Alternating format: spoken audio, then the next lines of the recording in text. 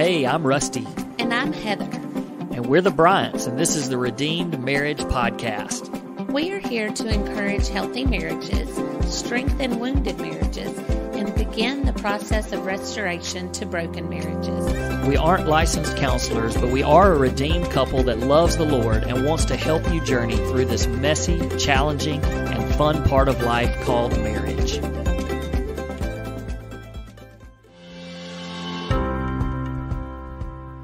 Hey guys, welcome back to Season 2, Episode 3 of the Redeemed Marriage Podcast. We have talked the last couple of episodes about our story.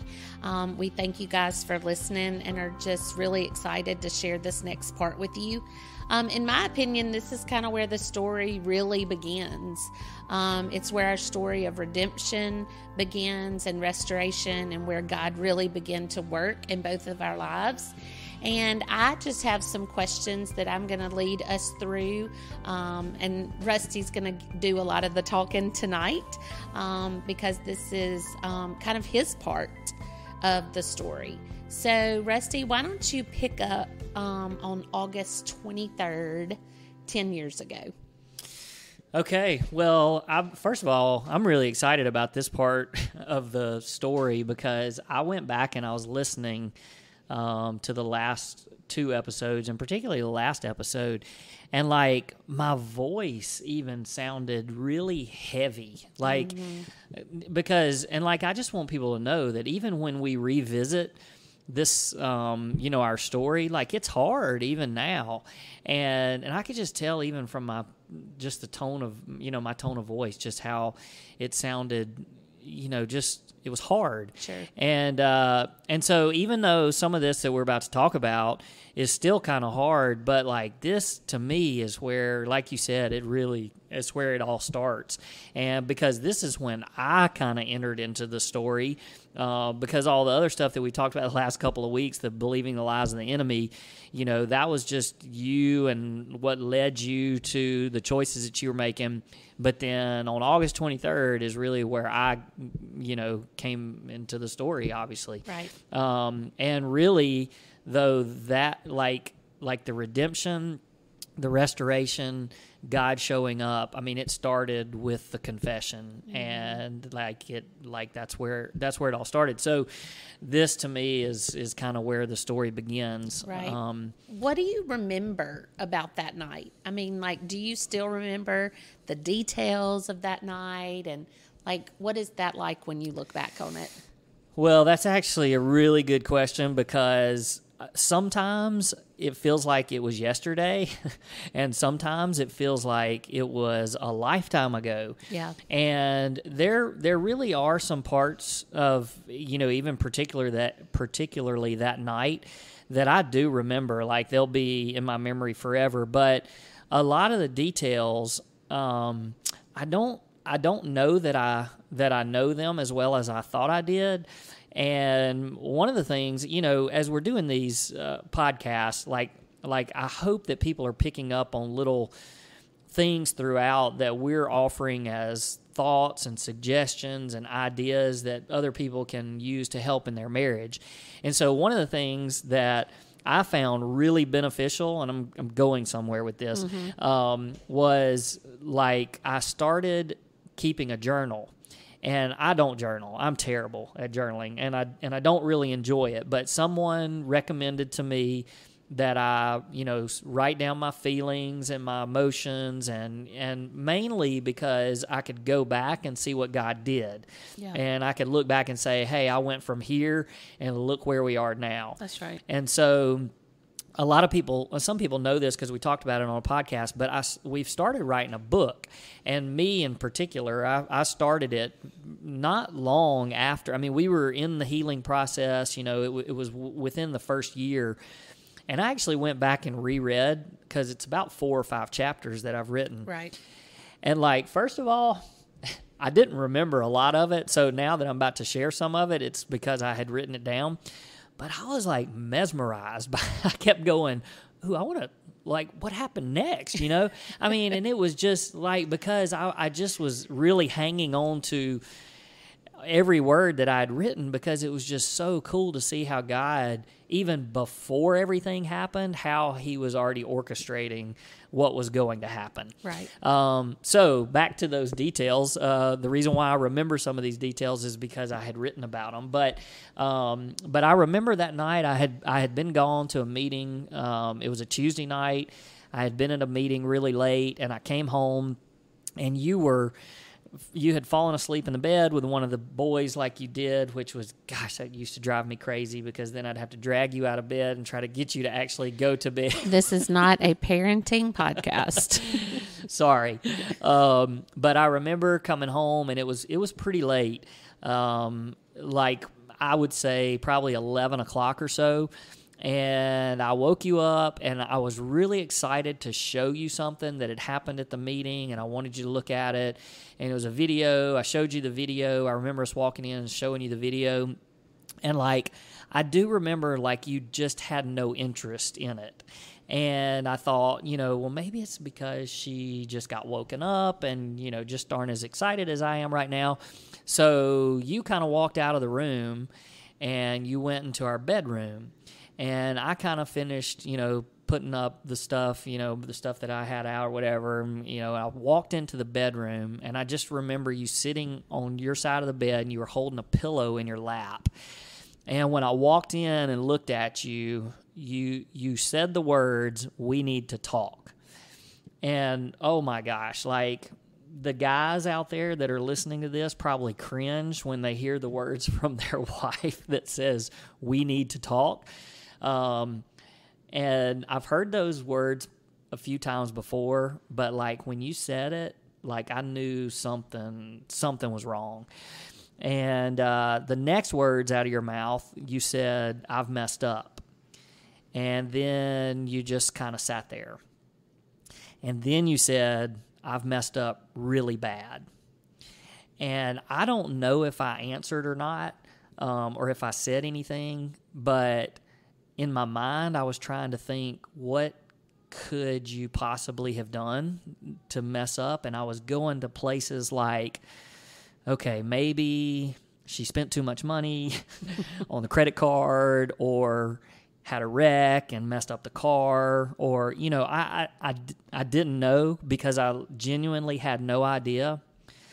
But for some reason, I knew. Like, for some reason, I just knew. And you said, I've been unfaithful.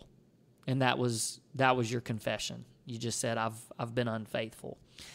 And the thing that I really remember more than anything is, like, I didn't, like when I looked at you, like I was in shock and probably denial a little bit, but I was looking at you expecting some emotion, like some sadness or scared or something, but like there was no emotion. Like I looked at you and there was just nothing there. And I just remember that being very odd and really kind of scary, because I didn't know what kind of a place you were in. Do you remember much about that night? And like, do you remember any emotions, or like why there were no emotions shown at that? I mean, what do you remember about that night? Well, first, let me just say how surreal it is to sit here and listen to you tell that, because it's just heartbreaking. I mean, it's, when I look at where we are right now, to think about that time, it's just, how did I do that to you? Because you were just genuinely the godliest man I've ever met in the world. And I can't wrap my brain around how I got there. And, you know, I've gone back and listened to our podcast and thinking about the lies that I genuinely, truly just believed with all of my heart that the enemy was telling me. And so when you ask about what do I remember about that night, I remember being very, very scared. And had never in my life felt more alone. I didn't, which is which is funny because the purpose of being unfaithful for me was so that I wouldn't be alone, so that I would feel love, so that I would get all of that extra attention. And I'd never felt more alone. I had no one. I didn't think anyone would love me anymore. And I mean, I'm talking about like my parents and my family who have never wavered in their love for me. But I just was like, there's no way anybody is going to love me after this. And so I think that was the biggest feeling that I have, of just being in a pit, just darkness all around, and not seeing any hope or any light in the place that I was. I was desperately afraid that you were going to take away the boys. I had a deep, deep fear of me destroying our family. And in confessing all of that, I was giving you permission to do all of that, because as long as it was hidden and safe, then I felt like I was in control.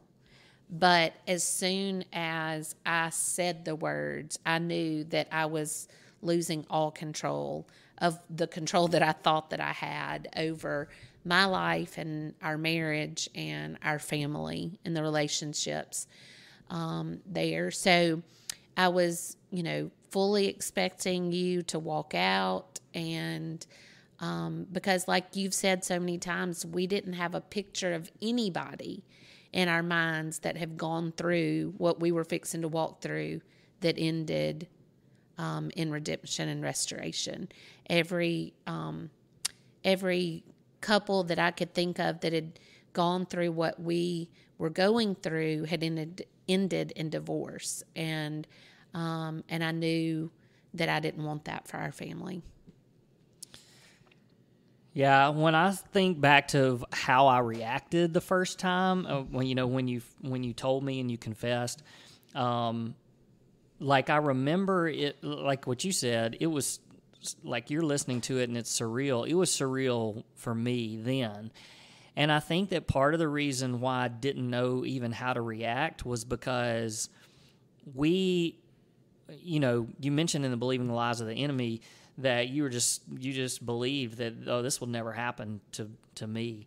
And I mean, I guess I believed that in our marriage as well. Mm-hmm. So, we've never really talked about, hey, if this happens, mm-hmm. this is what's going to happen. We probably along the way kind of joked and said, mm-hmm. hey, if you ever cheat on me, this, I'm going to leave you and blah, all that. But there was no script. Like, there was no script for how I was supposed to react. And part of that is, I really think that if there's people that are having marriage problems and maybe they even suspect something, they probably in their mind sort of rehearse mm-hmm. what they're going to say if they find out. Mm-hmm. But I had none of that. Like there was nothing that I was suspecting or, mm-hmm. So I just didn't know. I didn't know what to do. And I remember I was, I asked some questions because mm-hmm. I wanted to know a few details mm-hmm. in the moment.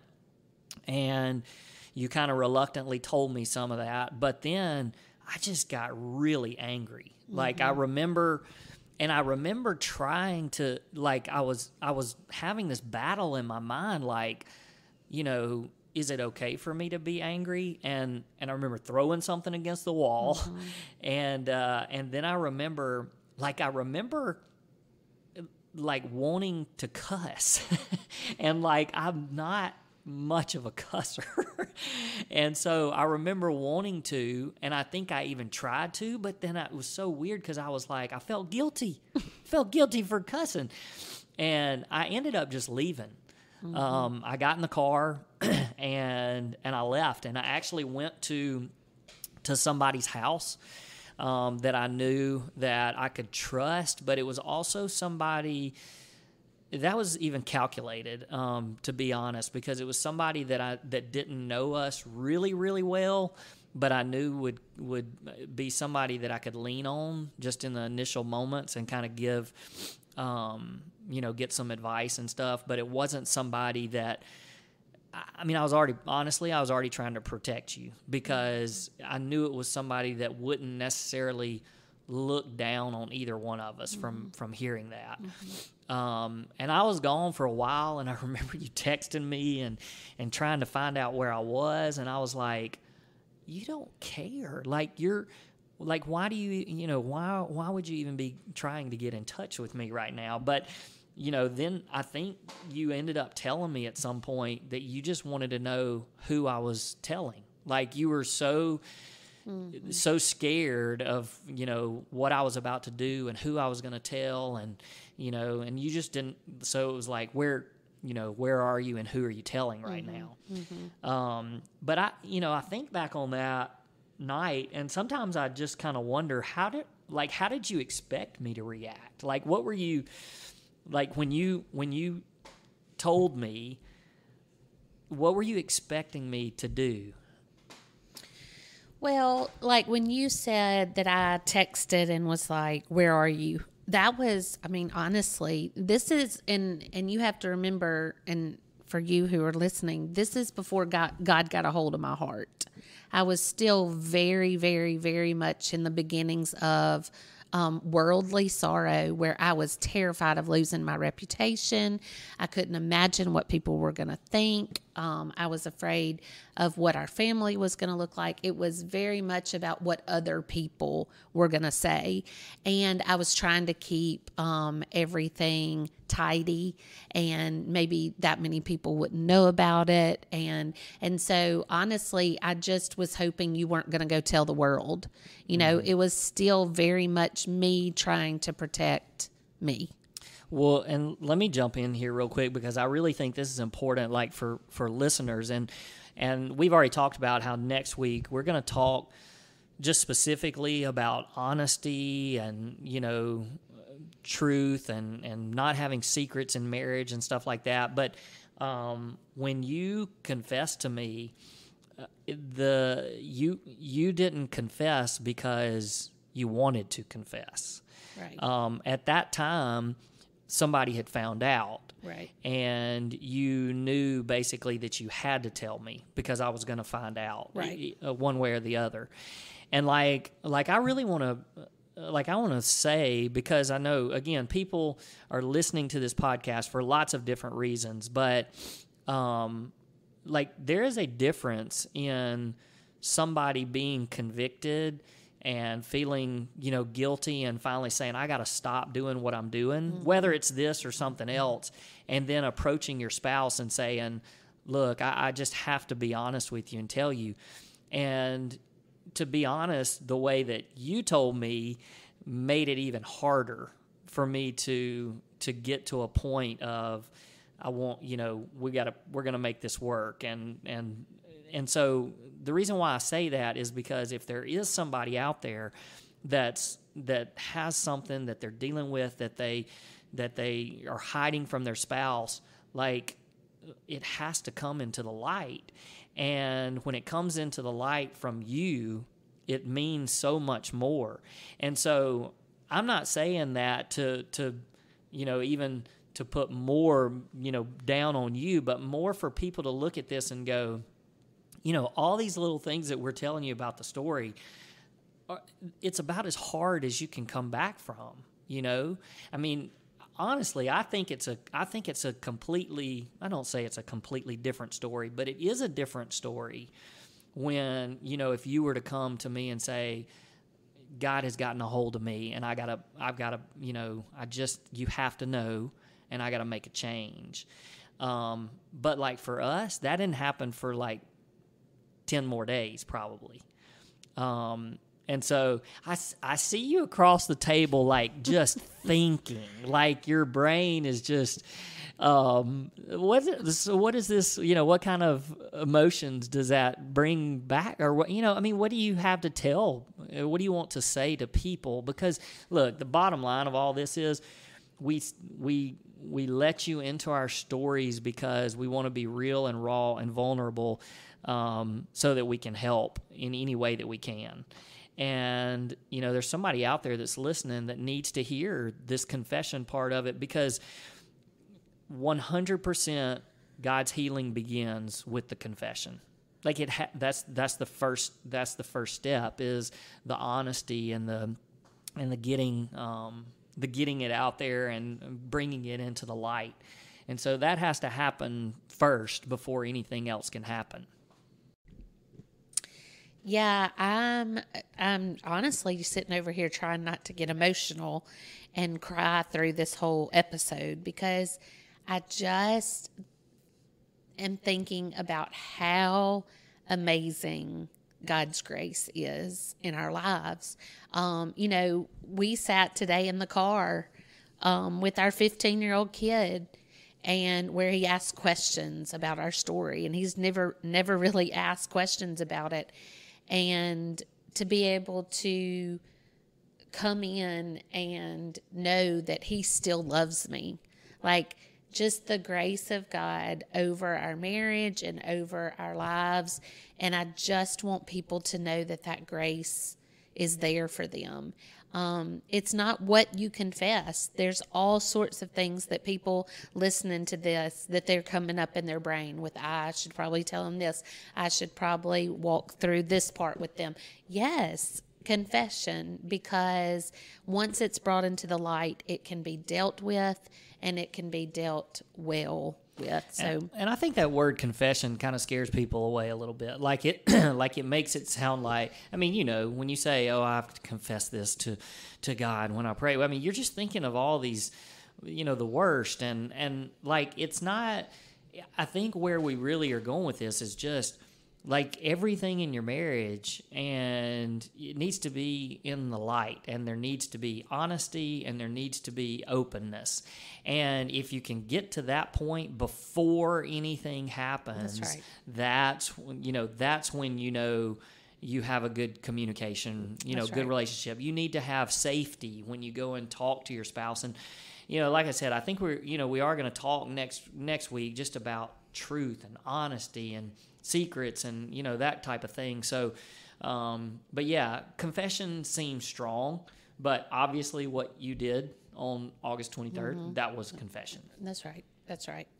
I wanted to ask you one more thing before we wrapped up. When I was listening to you talking about that night and the feelings that you had, the emotions you had, and how angry you were, and that you left our home, and then I remember you came back and you just went straight back to Logan's bed, and you were in there by yourself, and I think about what was going through your mind, and I wanted to ask, when did you decide that you were willing to forgive me? When did you decide that you wanted to fight for our marriage? Well, I think this is a great place to just sort of land the plane, because this might be an opportunity just to kind of leave our listeners with a little bit of a message. I'll be honest. When it first, when you first told me, there was no part of me at that point that was like, oh, I want to forgive her, or and I've said this before, but like, if you had died, I would have been fine with it. I'm just being honest, and like, I think that's another part of this that people have to understand. People might look at our story and go, oh man, it was just great that he forgave, and it wasn't like that. Like I did not know that I could forgive you. And I think that it was more of, I was willing to be obedient to God in that I would allow him to work in our marriage. And the reason why I can say that is because I had this foundation of my life of being a follower of Jesus. There were times, and Lord knows, even when you were going through what you were going through, I was not in a place where I was, walking with Jesus and leading my family in the way that I should. And that's a story for another day. But the foundation of my life and what I had, just all the things that I knew, it at least put me in a place where I was willing to let God perform a miracle. And I'll say this, when it first happened, my first thoughts were, I'm out of here. I've got to figure out a way to get the kids and make sure they never see her again. All those things, the natural things. And look, I'm telling people that because it is normal, and those type of reactions, it's fine. Like, it's fine to have those, just honesty. Like, yes, that's the way that I feel. But I've got to tell this story because this is really when it all kind of started. I went back and I laid in bed with Logan, like you said, because I just didn't want to be in the same room with you. And I didn't know what to do or where to go or anything. And I laid back there and I was praying. I was angry. I was angry with God. And there were many days after this that I was genuinely angry with God. And hey, I listened to a sermon the other day by Levi Lusko, and he said God can handle your anger. God can even handle your cursing at him. He said, I'm not telling you to cuss at God, but it's okay if you cuss at God. And there were just some times when I just had to be real and honest with God. But as I laid back there in the bed and I was just praying and praying, and I remembered a few years before, and we had been at a wedding for your cousin, and who now are two of our, I would say they're two of our best friends. We just love them, and their story is amazing. One day we'll have to have them on here because their story of healing, they have a physical story of healing, which is awesome. But we love them dearly, and we were at their wedding at Berry College over in Georgia, and while we were there, we were taken on a tour of a portion of Berry College by Bubba and Cindy Cathy. Bubba Cathy is Truett Cathy, the founder of Chick-fil-A, his son. And Bubba and Cindy had taken the old dairy farm at Berry College and were renovating it to become a marriage retreat center. And as we were walking through there and they were kind of describing it to us, I just remember them saying, we want this to be a place where marriages in crisis can come, and we'll have counselors and things. And I'll be honest, I wasn't listening. I was more enthralled with how they were rebuilding this place. It was incredible. And so here I was laying in bed, and God put that on my heart and reminded me of that. And I thought, well, I wonder if they ever even did anything. Well, I had no idea what to even look up or anything. I literally Googled Bubba and Cindy Cathy marriage retreat. And this thing popped up, and sure enough, there was a marriage retreat, and it's what's called a marriage intensive. At the time, it was being run by the National Institute of Marriage. Now it's being run by Focus on the Family. But I looked at it and saw the information, and sure enough, it was almost like this is a last-ditch effort for people. If you're at a point of crisis, it's a place that you can come and try to allow God to begin to work a miracle.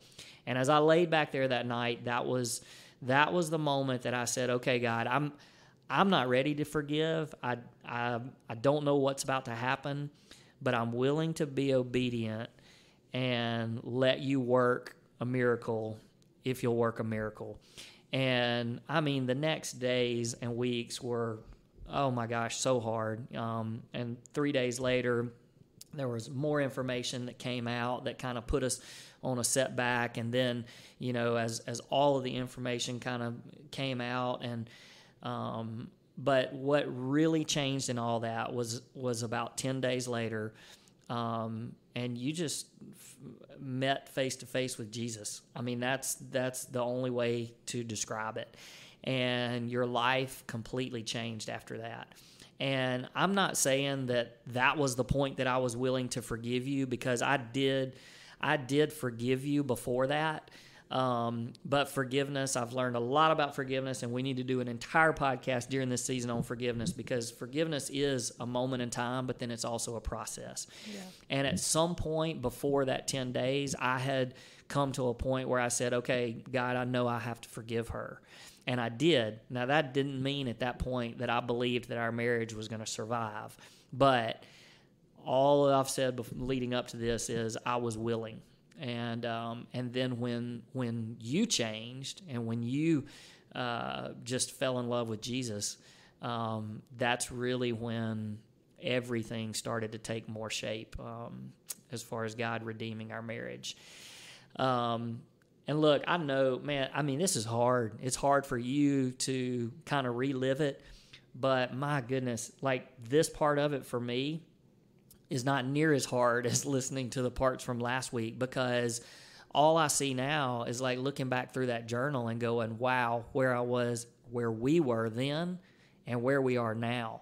And like being able to sit in the car today with our 15-year-old and tell our story, but not share it with shame and embarrassment, but with, man, look what God can do.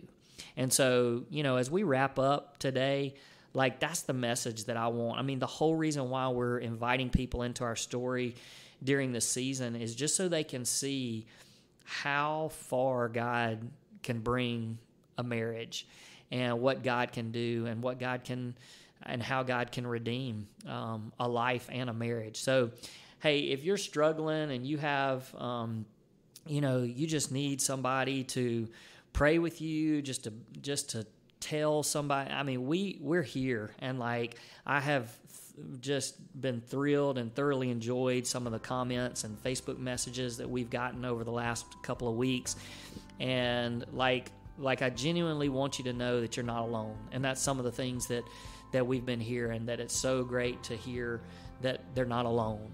And so as you're going through this journey of marriage, whether it's good or bad or whatever, we want to hear from you, and we'd love to help in any way that we can. So please share our podcast with other people. And like we've always said, go onto our podcast and follow us, rate it, review it, leave us a message when you can.